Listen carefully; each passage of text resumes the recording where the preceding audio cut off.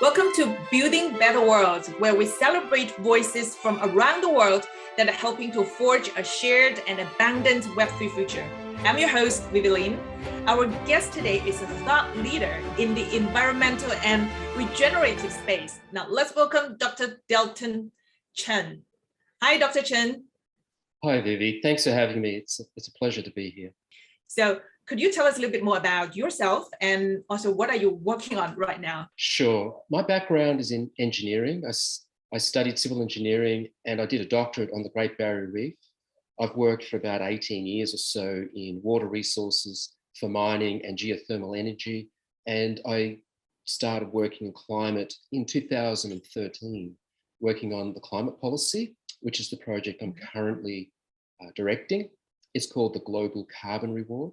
And it's a new transformative policy for financing climate mitigation and to target the Paris goals of 1.5 to 2 degrees of global warming.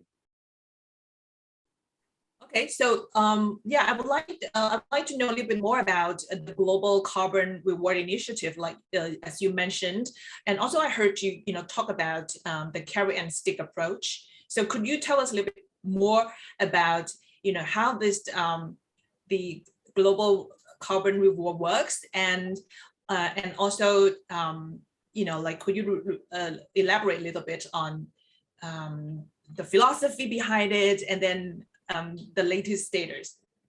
Sure, there is a lot behind this policy. So it's not just a policy or an ideology. It actually comes with a theory. And the theory says that there is more policy and more social agreements behind carbon pricing that the economists have discussed in the textbooks. So in the textbooks, we have some obvious policies like taxes, subsidies, cap and trade, also called ETS, and carbon credits, which are also called carbon offsets. And these ideas are the main ideas for how to price carbon. And what the theory is saying is that if we take a more scientific approach, using what I call a matrix, a carbon pricing matrix, we can identify a new type of carbon pricing that's fundamentally different. And this new type of price I call a reward or a carbon reward. And so the carbon reward is different because it's funded through a monetary policy and it uses a carbon currency as the instrument. With this approach, why it's so different is that we are not introducing another carbon credit because we intend to fully fund climate mitigation actions, that's conventional mitigation and carbon removal, with this carbon reward, which is delivered as a carbon currency. So the thinking behind it is that if we take this approach with a carbon currency, we can introduce new monetary policy with the support of governments and their central banks. And the new monetary policy or monetary approach would create a new investment vehicle. So the carbon currency would be an investment vehicle. We'll use the central banks to underwrite, to support a rising floor price for this investment vehicle. And so the whole approach becomes self-funding to ensure that enough private wealth is transferred into climate mitigation at the speed and scale we need to target the Paris Agreement. So that's a very quick introduction. You might have more questions about how it works. Yeah, I think there's a lot of information to be unpacked, and it's super interesting. And you mentioned this new monetary policy, and also I know that you founded Global 4C. Also, like this is like a monetary policy for climate change and climate finance and global risk management. So also, could you elaborate a little bit on this? And then I'm going to ask you about the currency and everything. But I would like you to give our viewers an overview about Global 4C first. Sure. When I started this project about 8 years ago, the first thinking and the papers and the writing were based on a name for the policy called Global 4C or Global 4C Risk Mitigation. That theory was pretty good, but it wasn't good enough. So we've improved the policy and we're leaving behind that name, and we now call it the Global Carbon Reward. And the reason is that I feel that the policy is fundamental, and so we need a name that is generic. So a carbon reward is a generic name for a new type of price signal, and it's just a natural name, a global carbon reward. And so we're trying to create a taxonomy language that is easily understood and clear. Global 4C is now finished with. It's too complex as a name, and we've improved the policy. So that's where we're at. Oh, I see. So Global 4C kind of like upgraded to Global Carbon Reward. Let's put it this way, like 1.0, 2.0. And so could you tell us a little bit, you mentioned, like the incentives and everything, also like in terms of government policies. I remember you mentioned that, tax really didn't work in this regard. And so could you elaborate a little bit on this currency, this parallel currency that can price systematic risks and also protect the ecosystem? And could you tell us a little bit more about how it works and the social benefits as well as the environmental benefits of this currency? Sure, these are great questions, Vivi. Well, look, in the discussion around sustainability in general, there are unanswered questions about how we're supposed to look after our planet and people. How do we protect biodiversity? How do we ensure some kind of climate justice? There are so many issues and complexities in this problem. If you look at carbon taxes as an option, although it does make sense to tax pollution because it creates a negative externality, the social cost of carbon, you've got to admit that the tax as an instrument, it doesn't really give us confidence that we can understand the complex damages and how we can address and resolve them. For example, if an indigenous community in the Amazon are pushed out of their native territory, they might lose their culture and their language. How do you put a price on that? If somebody dies in Africa from thirst or starvation because of extreme weather, how do you put a price on their suffering? If a species goes extinct, how do you put a price on that? The answer is, in economics, we can't. We don't know how to price these damages, many of which are called moral damages. Now, if we can accept that there are limitations of economics, it does make sense to consider how we're going to deal with these fundamental problems. And what I propose is that we're missing what's called a positive externality. So a positive externality is where we create good things. However, it's a concept that has been around a long time, but for some reason, economists and environmentalists haven't really given it much thought. So what I'm arguing is that with the carbon currency, we can create this positive externality, which by definition is a global public good to protect societies and ecosystems and ensure we have reliable energy, because these are needs we have are sometimes called the global commons. And so how do we create the positive externality? Well, we create a parallel economy with the carbon currency. So we have a theory that, coming back to risk, you mentioned risk. Yeah. This is also a very important point. Glad you brought it up. In economics, there appears to be two key concepts that are discussed. One is cost, damages, and the other is risk. Now, if you read the reports from the IPCC and you listen to the conversations, the word risk is becoming used more and more. Everybody's talking about risk and systemic risk. What it shows us is that we need to accept there are two problems in climate change. One is economic damage and costs, and risk is different. Risk is much more about probabilities of avoiding certain levels of change, say 1.5 to 2 degrees global warming, that signify we're entering into a new realm that is so uncertain and dangerous that we don't want to go there. It's saying risk management is saying that we can't really estimate the damages because we don't really know what they're going to be, but we're confident we don't want them. This is why the UN FCCC came up with the Paris Agreement, really, the 1.5, 2 degree goal. It's to avoid these systemic damages that we don't really understand, but we know we want to avoid them. So it's kind of looking at the same problem through probabilities and not just economic damages, which are difficult to estimate.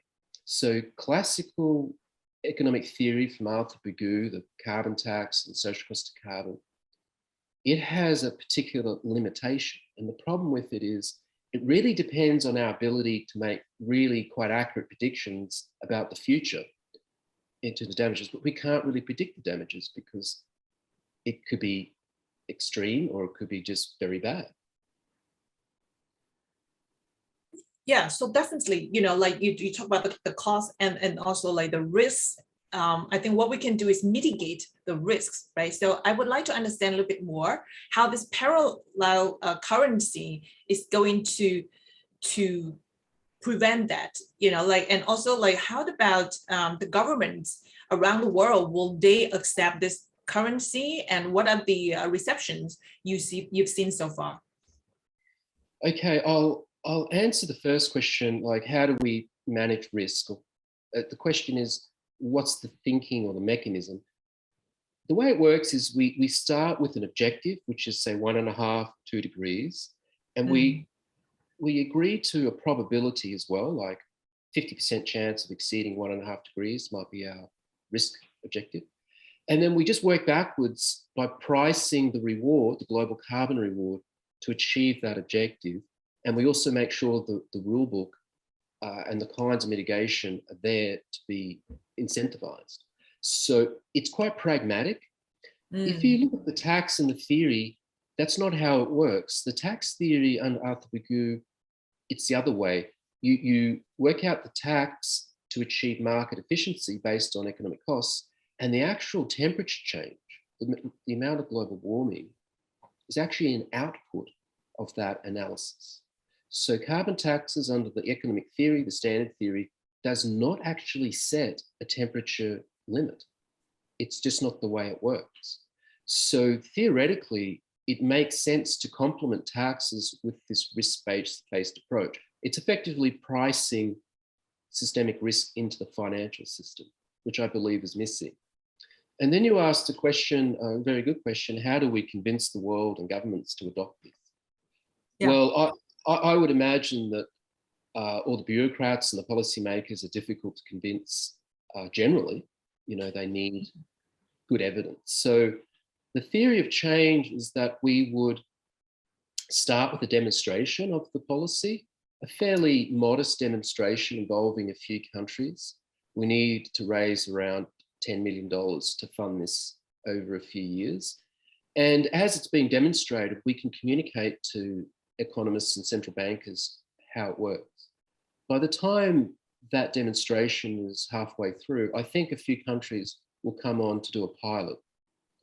And once it's reached that level, the key point is that we will bring it into the UN for discussion. The trick here is to bring it in to official discussions in institutions, then its own logic, its own features and functions will carry it through to a discussion and negotiation. So I'm not going to be able to implement myself. It's not my goal. It's simply putting it on the table for those intelligent people to look at and discuss. Yeah, I think that makes sense. Like to have a pilot, to have an MVP first, and then at least you present your idea out there, and then obviously you are not alone in this, and then a lot of people could join hands and get it delivered in their local governments and whatever, and think eventually we will get it work. And I would like to zoom out a little bit. I was actually talking to another guest also on global gas emission, and then we're talking about this carbon trading system, the current system. Do you think it's working?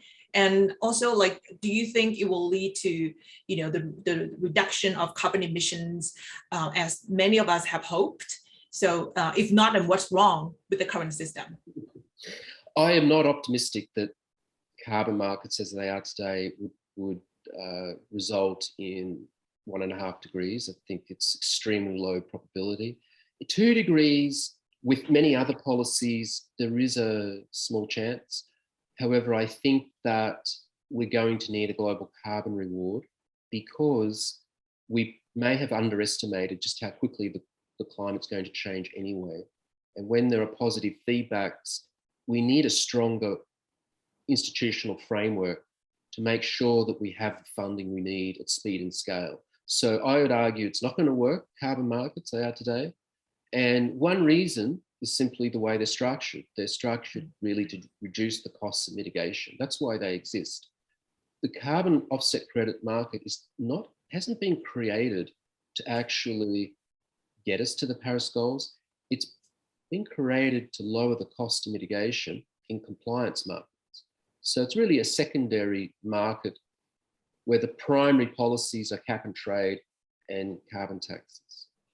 Voluntary markets, on the other hand, voluntary carbon offsets, they do contribute to the solution, but I don't see voluntary contributions scaling nearly quickly enough because of self-interest reasons. Yeah, and also I would like to get your take on this. What do you think? How big a role does crypto or blockchain play in this space? Would that help with the incentives, and would that help with the demand side? And for example, yes, I think blockchains and distributed ledger technologies are very important technology. Not necessarily because of cryptocurrencies, but it provides a very robust way to manage data, decentralized systems for data integrity and data transparency, which I think will be a huge part of decarbonisation. So that's practical.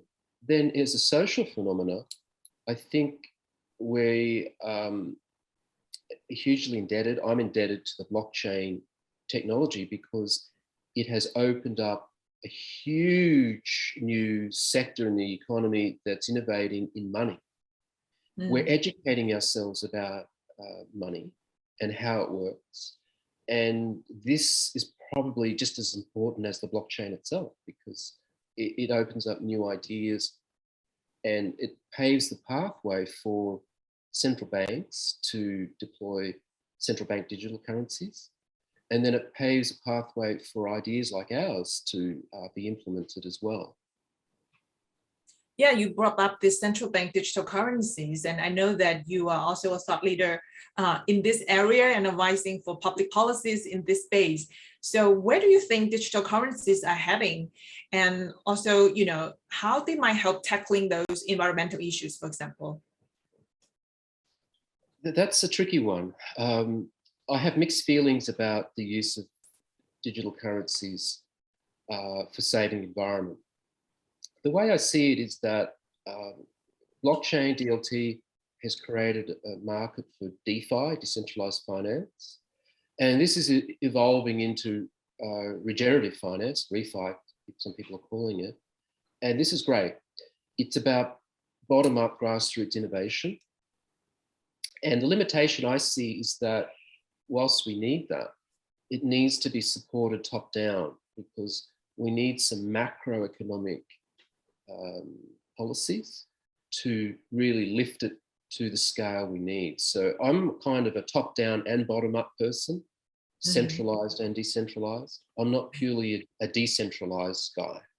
So it's a very tricky balance though, right? So you need to kind of top down and then bottom up, and then you need to find the tricky balance to have the management and supervision, and then in the same time allowing for enough innovation and explorations in those areas.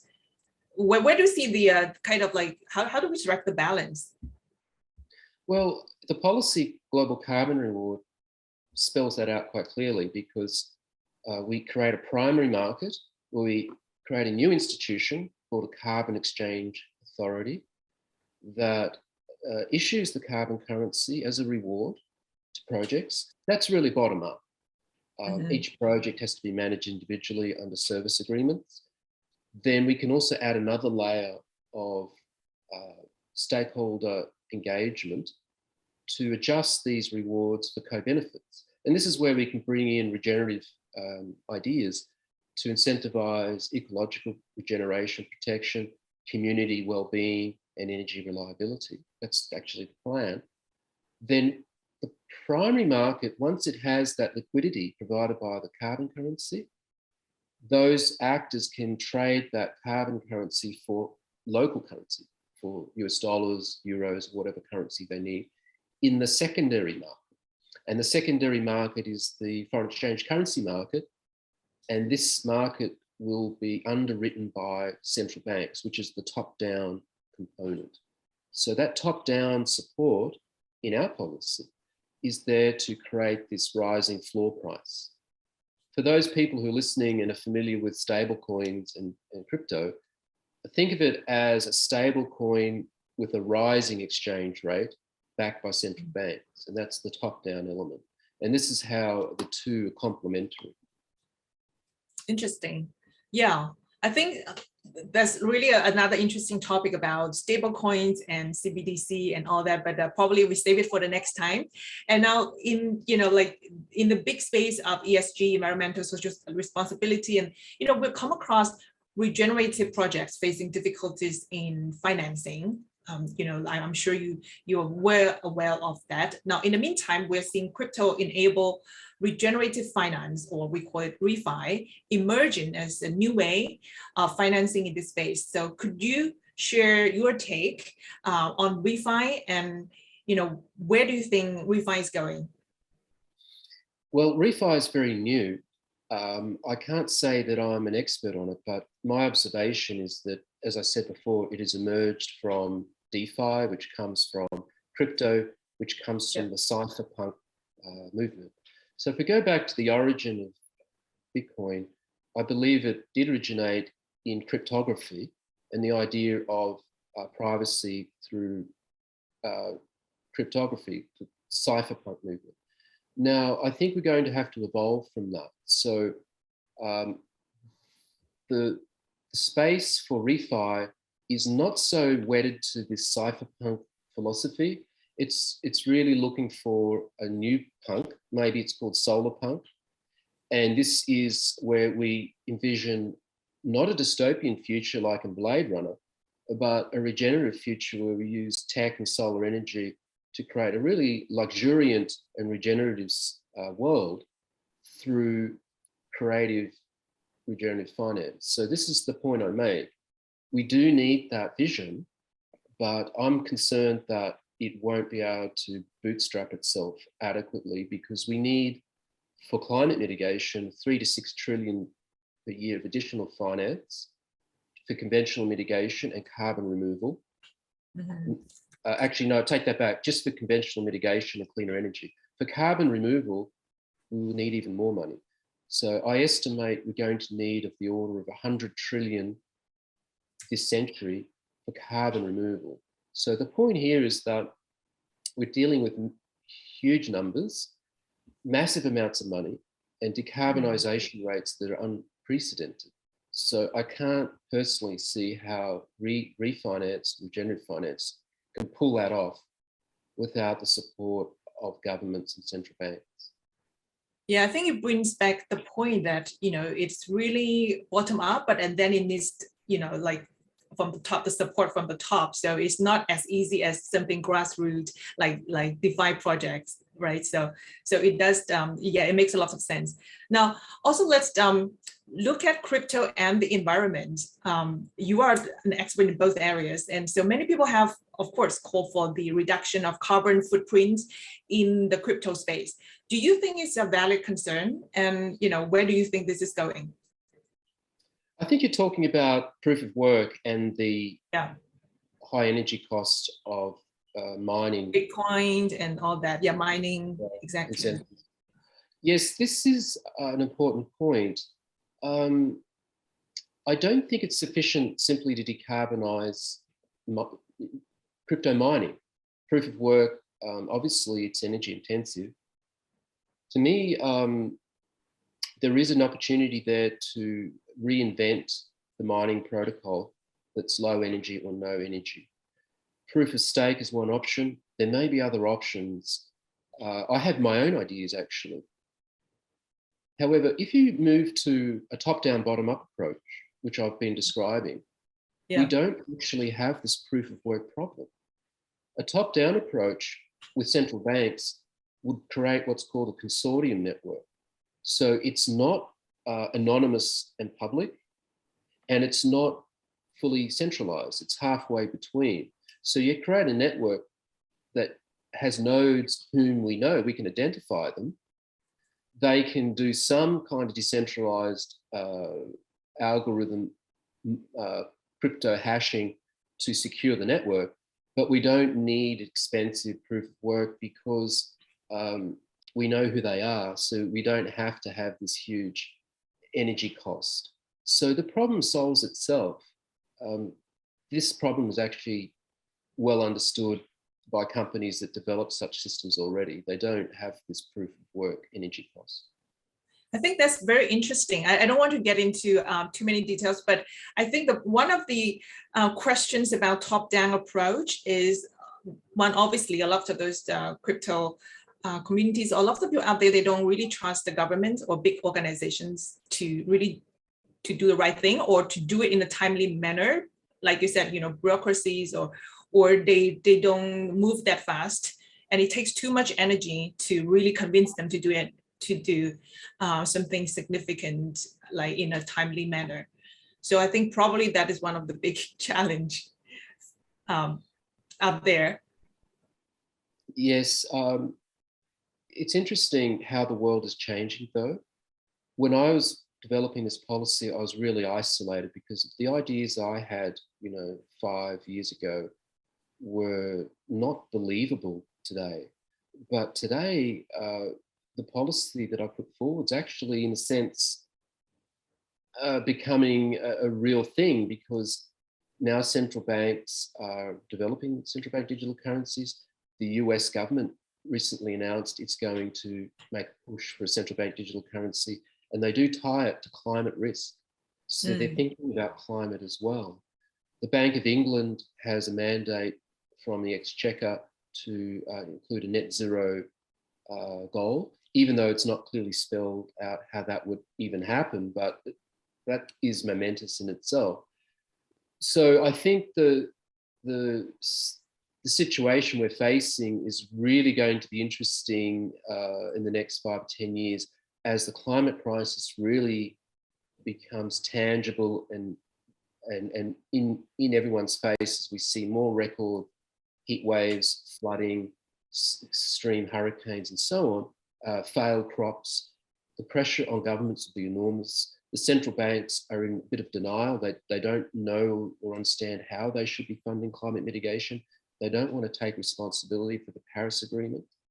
So if we put on the table a framework policy that's pragmatic and theoretically justifiable, I think they'll listen, and we never know, something big could happen. Thank you so much. Yeah, I think there's definitely some hope and then progress out there. And thank you so much, Dr. Chen, for sharing with you your insights. And I hope the viewers and listeners out there find it as thought-provoking and inspiring as I do. Thank you, Dr. Chen. Thank you, Vivi. Thanks for having me. Bye-bye. Thank you for joining us, and please make sure to subscribe to our YouTube channel and join our community by clicking the link below. Now you can find me at Twitter at Vivi Lin SV, and let's build our Web3 future together.